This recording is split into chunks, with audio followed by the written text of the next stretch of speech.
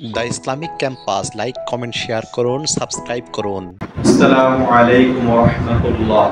আলহামদুলিল্লাহি রাব্বিল আলামিন ওয়াসসালাতু ওয়াসসালামু আলা রাসূলিল কারীম ওয়া আলা আলিহি ওয়া আসহাবিহি আজমাইন।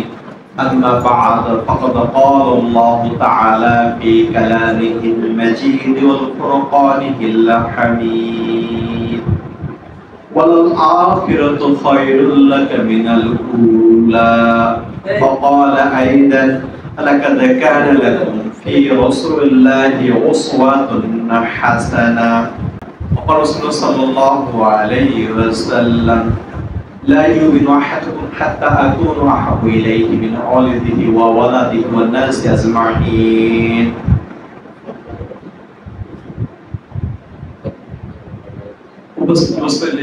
আল্লাহ তাআলার নিকট লাখ কোটি শুকরিয়া যে আল্লাহ তাআলা ঈদ এবং জুমার পদ্ধতি আমাদেরকে নতুন এক জুমায় সকলে অংশগ্রহণ করার তৌফিক দান করেছেন। আল্লাহর শুকরিয়া জ্ঞাপন করার জন্য মসজিদে সমবেত হওয়ার তৌফিক দান করেছেন। এই জন্য শুকরিয়া জ্ঞাপন করে বলছি আলহামদুলিল্লাহ। রাসূল আকরাম সাল্লাল্লাহু আলাইহি ওয়াসাল্লামের দরুদ ও সালাম, যিনি আমাদেরকে প্রত্যেকটা বিষয়ে ভালো মন্দের পার্থক্য এবং তিনি আরহামার রাহিমিন এবং বিশেষ করে তিনি রাহমাতুল লিল আলামিন এবং তিনি ভালো মতো পার্থক্য করে দিয়েছেন। তিনি হলো দুই জাহানের সর্দার এবং দুই জাহানের বাদশা। রাসূল আকরাম সাল্লাল্লাহু আলাইহি ওয়াসাল্লামের দরুদ পড়ি সাল্লাল্লাহু আলাইহি ওয়াসাল্লাম। আমরা কেন আল্লাহর শুকরিয়া আদায় করি? কারণ আল্লাহ তাআলা বলেছেন লাইন শাকারতুম লাযিদান্নাকুম ওয়া লা ইন কাফারতুম বিল আযাবি লাশাদীদ। যদি শুকরিয়া আদায় করো তাহলে আমি নিয়ামত তোমাদের বৃদ্ধি করে দেব, তোমাদের আরো নিয়ামত দেব, অপরন্ত নিয়ামত দান করব। আর যদি শুকরিয়া জ্ঞাপন না করো, যেগুলো শুকরিয়া পেয়েছো, যেগুলো তোমাদের আমি দিয়েছি যে নিয়ামতগুলো, এগুলো পাওয়ার পরে যদি তোমরা শুকরিয়া জ্ঞাপন না করো তাহলে আমি তোমাদের মস্ত বড় শাস্তি দেব এবং নিয়ামতকে ছিনিয়ে নেব। কে বলতেছে? আল্লাহ তাআলাই বলতেছে। তাহলে আমরা যেটুকু নিয়ামত পেয়েছি সেই নিয়ামতগুলো শুকরিয়া আদায় করা আমাদের কি নৈতিক দায়িত্ব এবং কর্তব্য। আর যেটা শুকরিয়া জ্ঞাপন যদি না করি তা আল্লাহ তাআলার প্রকৃত প্রভুত্ব, তার বড়ত্ব, তার শ্রেষ্ঠত্ব আল্লাহু আকবার বললে আমরা স্বীকারই করে নিলাম না। আর রাসূল আকরাম সাল্লাল্লাহু আলাইহি ওয়াসাল্লাম যিনি পুরো মডেল হয়ে পৃথিবীতে এসেছেন, আমরা যা করব সব আমল কবুল হওয়ার জন্য একটাই কি নমুনা কপিকে রাসূল আকরাম সাল্লাল্লাহু আলাইহি ওয়াসাল্লাম। আর রাসূলের সাথে যে আমলটা মিলে যাবে সেটা আল্লাহ কবুল করবেন, আর রাসূলের সাথে যেটা আমল মিলে যাবে না সেটা কি আল্লাহ কবুল করবে না। হ্যাঁ, রাসূল বলে জান নাই, সেই আমলগুলো যদি ইজমায়ে সাহাবা হয় সেই আমলগুলো আমরা করব, এটা তো অবশ্যই একটা দলিল। কারণ রাসূলের পরে তো সাহাবীদের মর্যাদা, ঠিক না? এটা অবশ্যই সাহাবীদের মর্যাদা এবং সাহাবীদের আমল করব।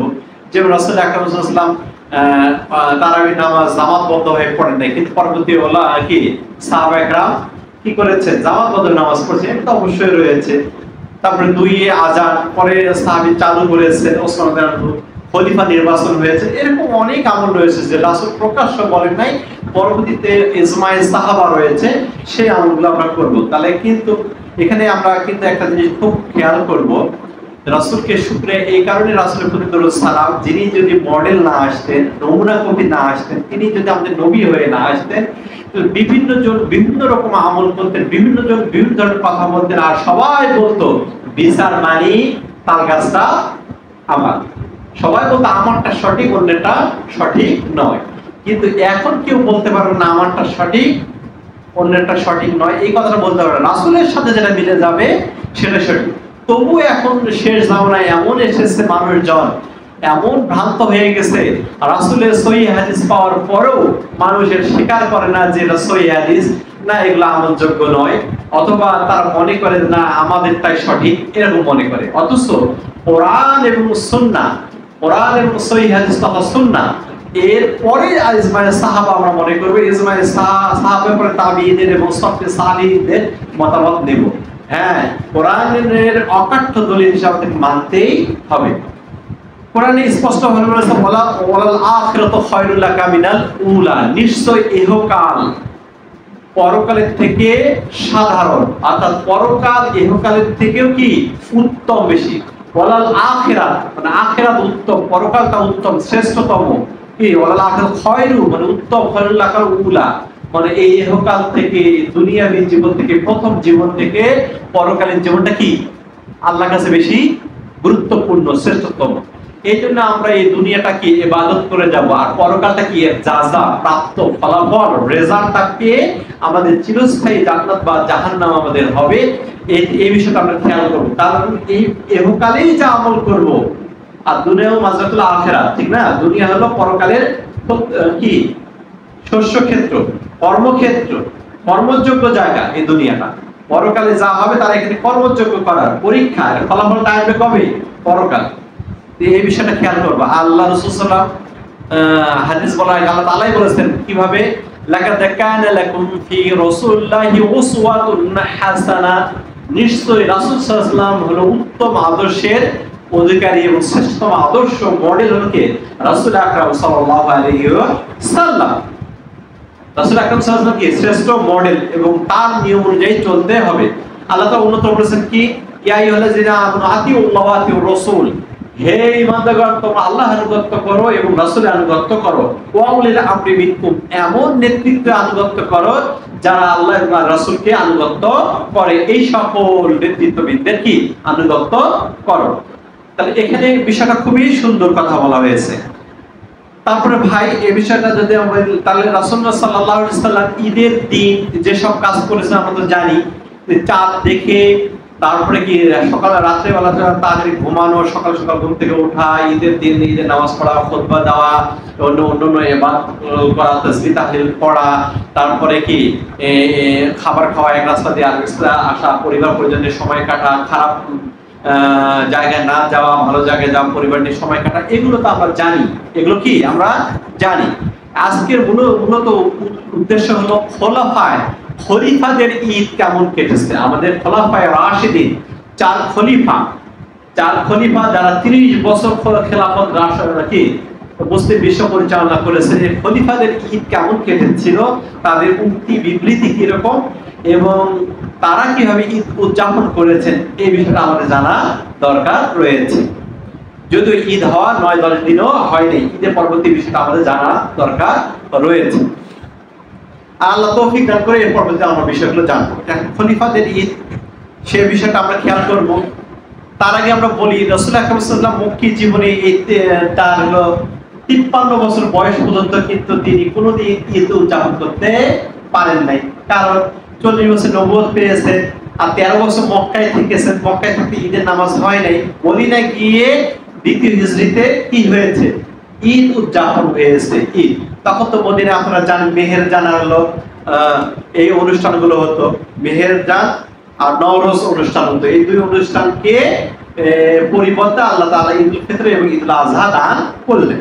তখন রাসূল আকরাম সাল্লাল্লাহু আলাইহি ওয়াসাল্লাম 624 খ্রিস্টাব্দে 30শে মার্চ প্রথম ঈদ উদযাপন করলেন। 624 খ্রিস্টাব্দে 30শে মার্চ প্রথম ঈদ উদযাপন করলেন মদিনায়, এবং ছোটদের সাথে আনন্দ উল্লাস করলেন। এবং এত আনন্দ উল্লাস করলেন ছোটদেরকে নিয়ে এবং মদিনায় সকল সাহাবীদেরকে নিয়ে বললেন, তোমাদের জন্য এটা হলো একটা আদর্শ, তোমাদের জন্য এই আদর্শ হালাল বিনোদন, সুস্থ বিনোদন, পরিমিত আনন্দ করা, এটা তোমাদের জন্য বৈধ। এটা দ্বীন ইসলামের একটা অংশ বিশেষ। দ্বীন ইসলামে কি অংশ বিশেষ। এখানে গোমরা হয়ে থাকা, একাকিত্ব থাকা, মুখ ভার করে থাকা, মনোমালিন্য থাকা, ঝগড়া করা, একা একা চলা, এটা বরং ইসলাম সমর্থন করে না। বরং সম্মিলিতভাবে, একত্রিতভাবে ঈদগাহে গিয়ে নামাজ পড়া এবং সংশ্লিষ্ট সকলকে নিয়ে আনন্দে উল্লাস করা, এটা মূলত হলো কি পরিমিত আনন্দ করা, পরিবারজন নিয়ে সময় কাটানো, এটা একটা ঈদের কি আনন্দ।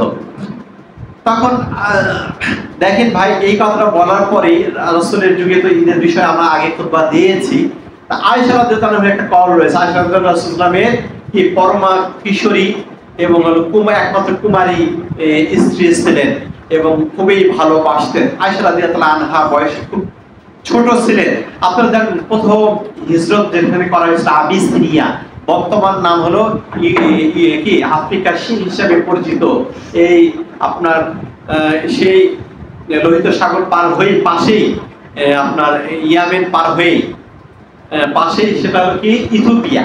ইথিওপিয়া যারা আগেকার লাঠি খেলা খেলতো, কি লাঠি খেলা খেলতো, লাঠিদের খেলতো, লাঠি খেলা খেলতো এবং লাঠি দিয়ে অনেক কলা কৌশল সিস্টেম পদ্ধতিগুলো ওনারা জানতেন, এই খেলা খেলতেন। তখন হযরতে আয়েশা রাদিয়াল্লাহু আনহা যখন বাসার মধ্যে আছেন, রুমের মধ্যে আছেন, হযরত মুহাম্মদ সাল্লাল্লাহু আলাইহি ওয়াসাল্লাম বিশ্ব নবী, দুজাহানের নবী, শ্রেষ্ঠ নবী, এমনকি ইহকালের শ্রেষ্ঠ মাখলুক এবং পরকালের শ্রেষ্ঠ মাখলুক, তিনি দুজাহানের সর্দার। তিনি দেখলেন আনন্দ উল্লাস তো শুধু ব্যক্তিগতভাবে করলেই হবে না, আনন্দ উল্লাস তো শুধু আমি ব্যক্তিগতভাবে সাহাবীদেরকে নিয়ে করলেই হবে না, বরং আনন্দ উল্লাসটা এমন একটা বিষয়, ঈদের দিন আনন্দিত হওয়ার দরকার। সেটা তো এমন একটা বিষয়, পরিবার পরিজন নিয়ে সবাই মিলে ঈদে যাওয়ার দরকার, ঠিক না ভাই?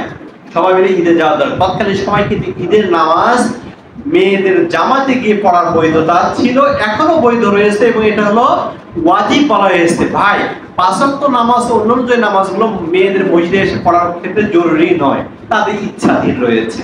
কিন্তু জুমার নামাজ আর কি, বিশেষ করে ঈদের নামাজ, এটা পড়ার জন্য নির্দেশ দিয়েছে আল্লাহর রাসূল।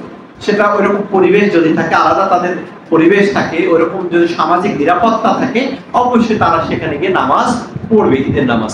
এটা ভালো এবং রাসূল নির্দেশ দিয়েছেন। এমনকি মেয়েরা অসুস্থ থাকলেও সেটা ভিন্ন বিষয়। কিন্তু রাসূল আকরাম সাল্লাল্লাহু আলাইহি ওয়াসাল্লাম আয়েশাকে বললেন, হে আয়েশা, চলো আমরা একটু বাইরে যাই, বের হই। আয়েশাকে নিয়ে রাসূল আকরাম সাল্লাল্লাহু আলাইহি ওয়াসাল্লাম তিনি উভয় মিলে যখন মাঠের মধ্যে গেলেন, সেই মাঠের মধ্যে ইথিওপিয়াবাসী, ইথিওপিয়ার সাবেক ব্যক্তিরা এসে খেলাধুলা করতেছে, আনন্দ উল্লাস করতেছে, তারা লাঠি খেলা খেলতেছে। এই খেলা দেখে অনেকেই চতুর্থ সাইডে স্টেডিয়ামের মতো খেলা দেখতেছেন, কেউ গাছে, কেউ উঁচু পাহাড়ে, বিভিন্ন জায়গা থেকে খেলা দেখতেছেন, মেলার মতো, আনন্দের মতো। রাসূল আকরাম সাল্লাল্লাহু আলাইহি ওয়াসাল্লাম আয়েশাকে নিয়ে, এমনকি আয়েশার ঘাড়ে হাত রেখে, আয়েশার কাঁধে মাথা রেখে খেলা দেখতেছেন, এবং কিছুক্ষণ খেলা দেখার পরেও দেখতেছেন আয়েশা মনোযোগ দিয়ে দেখতেছেন। আয়েশাকে বলতেছেন, আয়েশা তুমি কি খেলা দেখতেছো? তখন আয়েশা রাদিয়াল্লাহু আনহা বললেন, হ্যাঁ আমি খেলা দেখতেছি এবং লাঠি খেলা দেখতেছি, খুব মজা লাগতেছে, খুব ভালো লাগতেছে। কিছুক্ষণ পরে রাসূল আকরাম সাল্লাল্লাহু আলাইহি ওয়াসাল্লাম আবার বললেন, আয়েশা তুমি কি খেলা দেখতেছো? আয়েশা রাদিয়াল্লাহু আনহা বলতেছেন, আমি খেলা দেখতেছি, খুবই ভালো লাগতেছে। তখন আয়েশা রাদিয়াল্লাহু আনহা রাসূলের কাঁধে ভর করলেন এবং রাসূল সাল্লাল্লাহু আলাইহি ওয়াসাল্লাম আয়েশার কাঁধে মাথা হেলান দিলেন, অর্থাৎ তার খুবই ঘনিষ্ঠ মুহূর্ত ছিল। তখন খেলা দেখতেছেন, খেলা দেখতে দেখতে দেখতে আয়েশা রাদিয়াল্লাহু আনহাকে বললেন, ইয়া আয়েশা, হে আয়েশা, তুমি কি খেলা দেখে তৃপ্ত বোধ করেছো? তখন আয়েশা বললেন, হ্যাঁ আমি দেখলাম, খেলা দেখে দেখে একটা রাউন্ড খেলা শেষ হয়ে গেছে, অর্থাৎ আমি খেলা দেখে তৃপ্ত অনুভব করেছি, অর্থাৎ আমি দেখে আনন্দ অনুভব করেছি, আমি খেলা দেখে খুবই ভালো লাগলো, আমি আর খেলা দেখতে চাই না, আমার খেলা দেখা পরিপূর্ণ হয়ে গেল। তখন রাসূল আকরাম সাল্লাল্লাহু আলাইহি ওয়াসাল্লাম আয়েশাকে নিয়ে বাসায় আসলেন। ভাই, এর থেকে আমরা কি বুঝলাম? এর থেকে রাসূল আকরাম সাল্লাল্লাহু আলাইহি ওয়াসাল্লাম আয়েশাকে নিয়ে পারিবারিক সময় কাটাইছেন এবং দেখে কি করেছেন এবং সময় কাটাইছেন, এই বিষয়টা আমরা খেয়াল করব। এবং রাসূল আকরাম সাল্লাল্লাহু আলাইহি ওয়াসাল্লাম সময় কাটাইছেন, পারিবারিক সময় দেওয়া, এটা একটা সুন্নাত, দ্বীনের অন্তর্ভুক্ত। এটা কি সুন্নাত এবং দ্বীনের অন্তর্ভুক্ত, সেই বিষয়টা আমরা খেয়াল করব। ভাই, আমরা তো অনেক ইতিহাস রয়েছে, আমরা মৌলিক যেহেতু 4 খলিফার ইতিহাস জানবো, সেক্ষেত্রে আমরা খেয়াল করবো আবু বকর রাদিয়াল্লাহু আনহু। আবু বকর রাদিয়াল্লাহু আনহু জীবনে কি রকম ঘটেছে? আবু বকর রাদিয়াল্লাহু আনহু ইসলামিক খলিফা, তিনি প্রথম খলিফা, তিনি প্রথম মুসলমান, পুরুষদের মতো তিনি প্রথম মুসলমানের প্রথম খলিফা। তিনি এমন এক খলিফা ছিলেন, রাসূল আকরাম সাল্লাল্লাহু আলাইহি ওয়াসাল্লাম আবু বকরকে নিয়ে অনেক গর্ব করতেন। আল্লাহ তাআলা যাকে দেখে কিয়ামতের দিন অর্ধেক রাত কি প্রশমিত হবে, সে আবু বকর রাদিয়াল্লাহু আনহু রাসূলের বন্ধু এবং হিজরতকারী এবং প্রথম মুসলমান। সে আবু বকর রাদিয়াল্লাহু আনহু যখন রাসূলের ঘরে গেলেন, দেখেন দুইজন কিশোরী মহিলা বলো না, বালিকা, কিশোরী কি বালিকা বা কিশোরী, তারা আনন্দ উল্লাস করতেছে। কি বিষয়ে আনন্দ উল্লাস করতেছে? বুয়াজ নামের যুদ্ধের বীর গাথা, কুরাইশদের বীর গাথা সংক্রান্ত প্রশংসামূলক কিছু কথা বলতেছে। কোথায়? রাসূলের ঘরে। কোথায় ভাই? রাসূলের ঘরে। আবু বকর রাদিয়াল্লাহু আনহু বললেন, হে কিশোরী, হে বালিকারা, তোমরা কি পেয়েছো? শয়তান তোমাদের উপর ভর করলো নাকি, অথবা শয়তান এই ঘরে প্রবেশ করলো নাকি? তোমরা রাসূলের ঘরে, এই দুজাহানের সর্দার নবীর ঘরে যেখানে ওহী নাযিল হয়, সেই ঘরে তোমরা শয়তানের কথা, শয়তানের ওয়াসওয়াসা, শয়তানের গান গাচ্ছো, এটা কি কথা? এটা তো করা ঠিক না। তখন বালিকারা গান গাইতেছেন এবং গান গাওয়ার পরে হযরতে আবু বকর রাদিয়াল্লাহু আনহু ধমক দিলেন, হে বালিকারা, তোমরা কি করতেছো? তখন এই কথা শুনে বালিকারা একটু নিশ্চুপ হলেন, সঙ্গে সঙ্গে রাসূল আকরাম সাল্লাল্লাহু আলাইহি ওয়াসাল্লাম আসলেন। হে আবু বকর, তুমি কি বললে, এই কথা বললে? তারা তো গান গাচ্ছে, তারা তো ঈদের ছোট ছোট বালিকারা, তারা তো আনন্দ উল্লাস করবে, ঘরের ভিতর তো আনন্দ উল্লাস করবে, তারা তো কিশোরী, তারা তো ওইরকম প্রাপ্তবয়স্ক খুব যুবতী হয় নাই, প্লাস তারা তো বীর গাথা, ঈদে আনন্দ উল্লাস করবে, এটা স্বাভাবিক। দিন ইসলাম, প্রত্যেক জাতির একটা ধর্ম আনন্দ উল্লাসের দিন রয়েছে। আমাদের মুসলমানদের ধর্ম, কিশোরীরা আনন্দ করবে, ঘরের মধ্যে আনন্দ করবে, উল্লাস করবে, তারা এটা করবে, এটা স্বাভাবিক। এটাও আমাদের হলো মুসলমানদের শিয়ার, মুসলমানদের ঐতিহ্য, ঈদ উল ফিতর, ঈদ আজহারে করবে, এটাই স্বাভাবিক। রাসূল সাল্লাল্লাহু আলাইহি ওয়াসাল্লাম ওই কিশোরীদেরকে অনুমতি দিলেন এবং এটা ওখানে চালু, মানে ওখানে এই বিষয়টা দেখলেন, সবাই দেখলেন রাসূলের ঘরে। তাহলে ভাই, রাসূল সাল্লাল্লাহু আলাইহি ওয়াসাল্লাম একমাত্র মডেল যে কিভাবে তিনি ব্যালেন্সপূর্ণ কি পরিবেশ করেছেন। না হলে আজকে অনেকেই বলতো যে মুসলমান একটা ইসলাম ধর্ম, এখানে কোনো বিনোদন নাই, আনন্দ নাই, কিচ্ছু নাই, ঈদ নাই, কিছু নাই, শুধু কষ্টের ইসলাম ধর্ম, মানে শুধু কষ্টের ধর্ম, শুধু কষ্ট করার জন্য পৃথিবীতে ইসলাম ধর্ম কবুল করার জন্য। আসলে তা না ভাই, ইসলামের মধ্যে পূর্ণাঙ্গ সবকিছুই রয়েছে, তবে পরিমিত। তবে কি পরিমিত, বর্ডার ক্রস করা যাবে না, আনলিমিটেড বিষয়গুলো নয় ভাই। আবু বকর রাদিয়াল্লাহু যুগে তাহলে দেখেন, এই আবু বকর রাদিয়াল্লাহু উদ্ধৃতি দিয়ে এই বিষয়গুলো এখানে বর্ণনা হয়েছে। তারপরে দেখেন ওমর রাদিয়াল্লাহু অনেক ঘটনা রয়েছে, আমরা সংক্ষেপে দুই একটা ঘটনা বলবো, একটা ঘটনা হয়তো বলবো। হযরত ওমর, এটা ইতিহাসের গ্রন্থ রয়েছে, আমাদের সহিহ কোনো বিষয় আমাদের নাই, এটা ইতিহাসের ঘটনা রয়েছে, দুই একজনের প্রশ্ন তুলতে পারেন। এখানে বিষয়টা হলো ওমর রাদিয়াল্লাহুর স্ত্রী উম্মে কুলসুম, কি ওমর রাদিয়াল্লাহুর স্ত্রী নাম কি? উম্মে কুলসুম। উম্মে কুলসুম রাসূলকে বললেন নাকি? না, তিনি তৎকালীন সময় দ্বিতীয় খলিফা ওমরকে বললেন, ওমর বিন খাত্তাবকে বললেন দ্বিতীয় খলিফা, যে হে ওমর, আজকে আপনি তো মুসলিম বিশ্বের একজন অর্ধজাহানের সম্রাট। কে ভাই? আমরা একটু মনোযোগ দিয়ে শুনি। মুসলিম বিশ্বের অর্ধজাহানের সম্রাট হযরত ওমর রাদিয়াল্লাহু তাআলা বললেন, হ্যাঁ অবশ্যই আমি মুসলিম বিশ্বের সম্রাট, মুসলিম বিশ্বের খলিফা, তুমি কি বলতে চাচ্ছ বলো। হযরত উম্মে কুলসুম বললেন, হে ওমর, তুমি কি জানো না আজকে সবাই আনন্দ করতেছেন, উল্লাস করতেছেন, সবাই নতুন পোশাক পরেছেন, আমরা তো দুজনেই না হয় উত্তম পোশাক পরেছি, কিন্তু নতুন পোশাক আমরা পাইনি, কিন্তু আমাদের ছোট বাচ্চারা, আমার ছেলেরা, মেয়েরা, আমার ছেলে, সে তো উত্তম পোশাক পান নাই, নতুন পোশাক পানি, সে তো কান্না করতেছে, অভিমান করতেছে, তাকে উত্তম পোশাক কিভাবে দেওয়া যায়, তুমি একটু ব্যবস্থা করে দাও না। তখন হযরত ওমর বললেন, আমি কিভাবে দেব, আমার তো টাকা নাই, আমি কিভাবে দেব, আমার তো অর্থ সম্পদ নাই, আমি কিভাবে দেব, অথচ অর্ধজাহানের সম্রাট। আর আজকাল ভাই এই দেখেন ঈদ পরবর্তী দুদিন পরেই এই কিশোরগঞ্জের মিঠামহিন বিশাল হাওড় অঞ্চলে বাংলাদেশ শিক্ষা, চিকিৎসা, কি অন্যান্য ক্ষেত্রে আমরা মৌলিক অধিকারের ক্ষেত্রে বিশ্বের তলানিতে রয়েছি। মৌলিক অধিকারগুলো নেই বললেই চলে।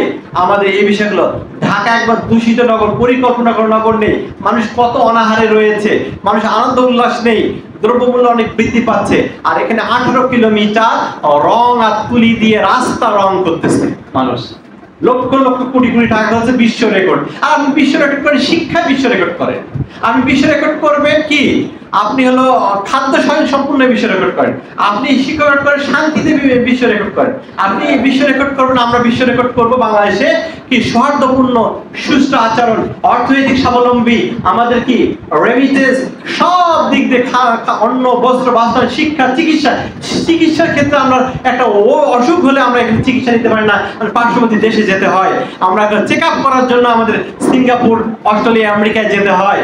আর আমরা রেকর্ড করতেছি কি কলা বিজ্ঞানের অনুসারে, আমরা হলো কি রাস্তার মধ্যে আমাদের হলো রং তৈরি করে আমাদের রেকর্ড করতে হবে। মানুষ কত বোকা থাকলে এরকম হতে পারে, মানুষের বিবেক কত বহির্ভূত হতে পারে এরকম করতে পারে। মানুষের বিবেক থাকা উচিত। আর এই মানুষের মৌলিক অধিকার, অন্ন, বস্ত্র, বাসস্থান, শিক্ষা, চিকিৎসা, ধর্মীয় স্বাধীনতা, কথা বলার স্বাধীনতা, গণতন্ত্রের স্বাধীনতা, নাগরিক অধিকার, এগুলোর জন্য মানুষের রেকর্ড করার দরকার, এগুলো আমাদের থাকা দরকার, ঠিক না? হযরত ওমর, তিনি বিশ্বজাহানের প্রায় একদম অর্ধেক পৃথিবীর শাসনকর্তা হওয়ার পরও তার ছেলেকে পোশাক দিতে পারতেছেন। তখন বললেন, স্ত্রী আবদারের কারণে তিনি একটু আবেগপ্রবণ হয়ে তিনি বললেন, আবু উবাইদা ইবনে জাররাহ, যিনি অর্থ মন্ত্রণালয়ের দায়িত্ব অর্থমন্ত্রী ছিলেন, তার কাছে তিনি চিঠি লিখলেন, যা আবু উবাইদা ইবনে জাররাহ, তিনি বললেন আমার ছেলে তো পোশাক নাই, তুমি কিছু টাকা দিতে পারো কিনা, অগ্রিম টাকা, সামনে মাসের বেতন হিসেবে আমি যে খলিফা হিসেবে বেতনটা পাই সেই টাকাটা তুমি কি দিবে একটু, তাহলে আমার ছেলে অন্তত কি ঈদের পোশাকটা পারে। এই কথা ওমর রাদিয়াল্লাহু আনহু হয়তো পারিবারিক চাপে অথবা পারিবারিক কারণে এরকম করে বলেছেন।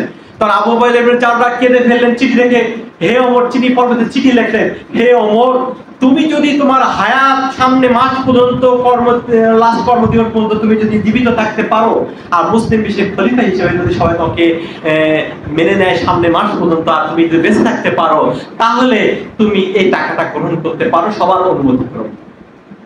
তখন এই চিঠি পেয়ে হযরত ওমর কান্না করে ফেললেন যে আবু উবাইদা ইবনে জাররাহকে আল্লাহ তুমি রহম করো, আমি যেটা বুঝে নাই তিনি সেটা পেয়েছে। এই জন্য আবু উবাইদা ইবনে জাররাহ কি জান্নাত সার্টিফিকেট পেয়েছিলেন এবং তিনি একজন বড় ব্যক্তি ছিলেন। আবু উবাইদা ইবনে জাররাহ কত বড় জ্ঞানী ছিলেন অর্থ মন্ত্রণালয়ে। আর আজকাল অর্থ মন্ত্রণালয় যে টাকা না ছাড় করে, কি কাজে হচ্ছে হোক, এই 18 মাইল আমাদেরকে রং করতে হবে, টাকা কি হচ্ছে হোক, কে না খেয়ে মারা যাচ্ছে, এই বিষয়টা আমাদের খেয়াল করা উচিত। তখন রাসূল আকরাম সাল্লাল্লাহু আলাইহি ওয়াসাল্লামের আদর্শে আবু বকর ওমর যেন বুঝতে পারলেন, তখন বললেন না, এটা সম্ভব নয়।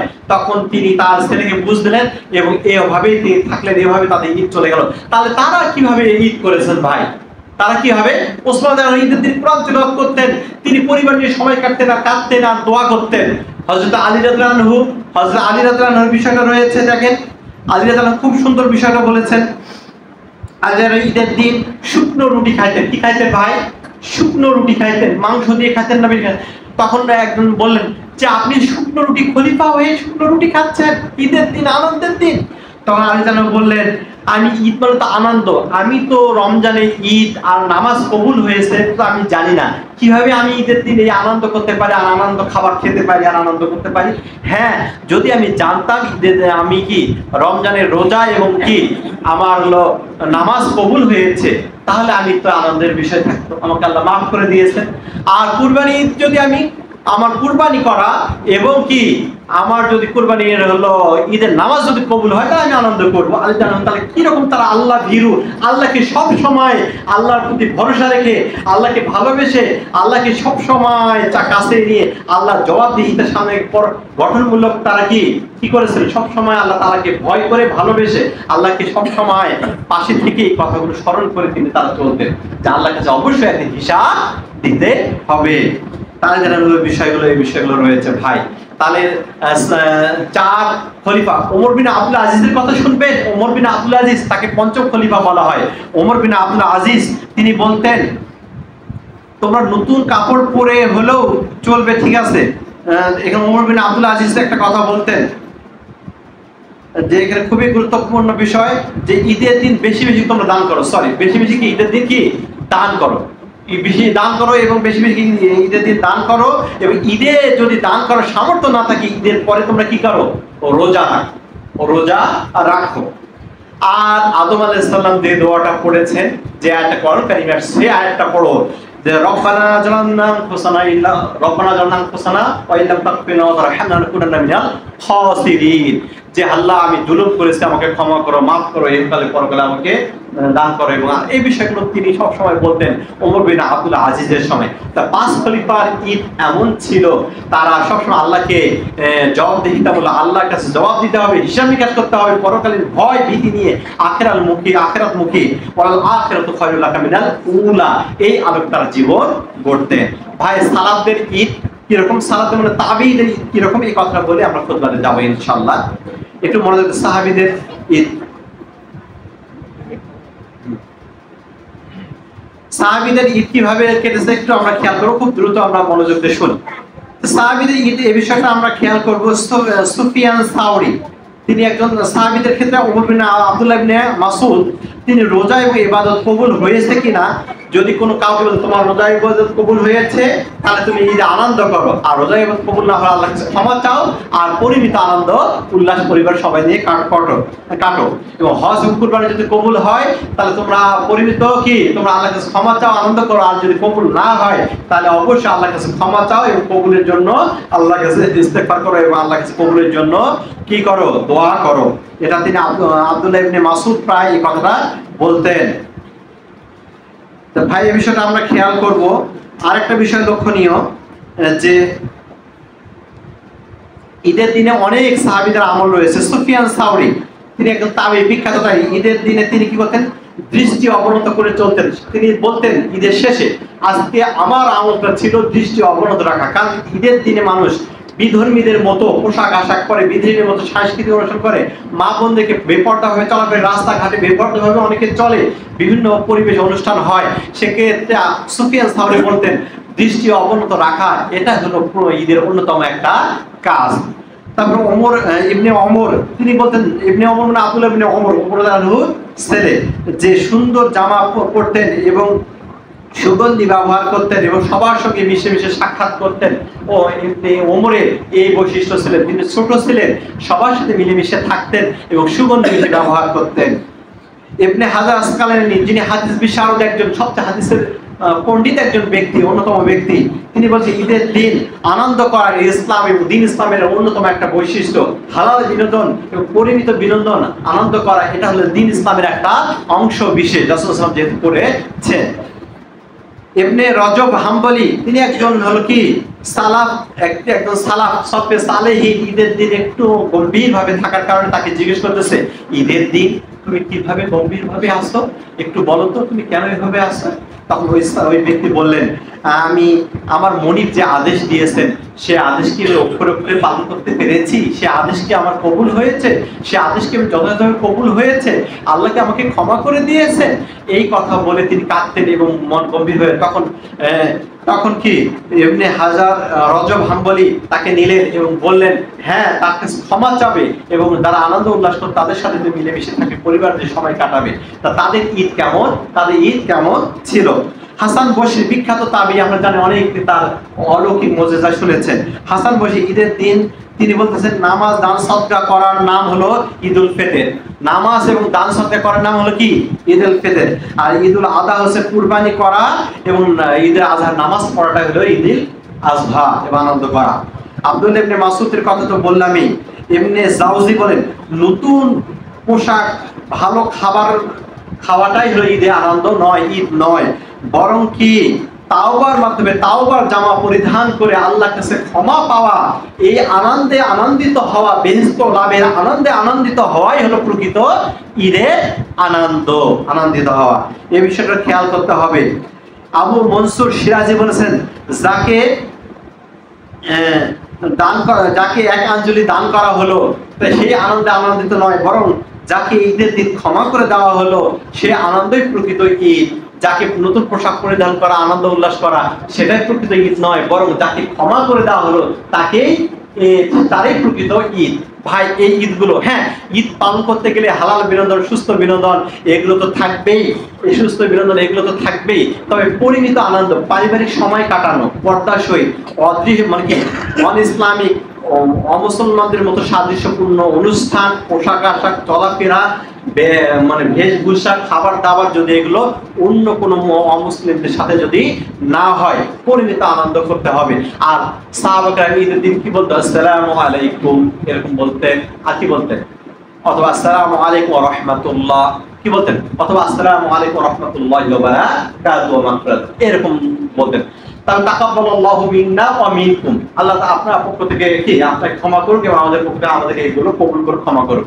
তাকে বলতে কি ঈদুকুম সাঈদ, ঈদুকুম সাঈদ এরকম বলতে, ঈদুল মুবারক ইনশাআল্লাহ, ঈদুকুম সাঈদ, ঈদ মঙ্গল হোক, ঈদুকুম মুবারক ইনশাআল্লাহ। আল্লাহ পক্ষ থেকে আল্লাহ তাআলা যদি চায় তাহলে তোমাদের কি কল্যাণ হোক। এই কথাগুলো, এই চার ধরনের বাক্যগুলো ঈদের দিন প্রস্তাবনা ছিল। সালাম, তাকাব্বালাল্লাহু মিনহু, তাকাব্বালাল্লাহু মিন্না ওয়া মিনকুম, তারপরে ঈদ মুবারক ইনশাআল্লাহ, তার কি ঈদুকুম সাঈদ। এই চার ধরনের বাক্য সুন্নাত, এই চার ধরনের বাক্য বলা আমাদের উচিত।